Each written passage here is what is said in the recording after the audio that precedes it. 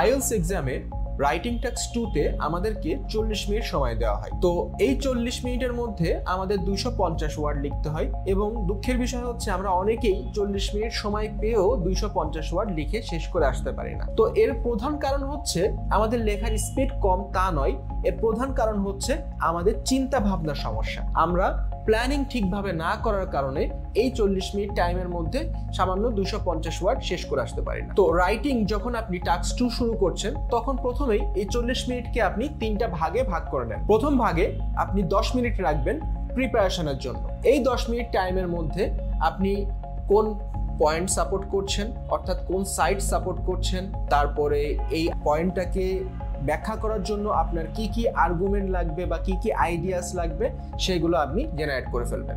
এর পরবর্তীতে যে আইডিয়াগুলো আমি জেনারেট করলাম এবং সেগুলোকে সাজিয়ে আমি পরবর্তী 25 মিনিটে আমার লেখাটাকে শেষ করব এবং লাস্ট আর যে 5 মিনিট থাকবে এই 5 মিনিটের মধ্যে আমি যা যা লিখেছি টোটাল জিনিসটাকে রিভাইজ দিব। তাহলে টাইম অ্যালোকেশনটা আরেকবার একটু ইন শর্টে যদি বলি, 40 মিনিট টাইম, প্রথম 10 মিনিট টাইম আপনার প্রিপারেশনের জন্য, নেক্সট 25 মিনিটস আপনার লেখার জন্য, আর লাস্ট 5 মিনিটস আপনার রিভিশনের জন্য। সো এই পদ্ধতি ব্যবহার করে দেখবেন কখনোই রাইটিংয়ে আপনার সময় নিয়ে আর কখনো সমস্যা হবে না। আসসালামু আলাইকুম।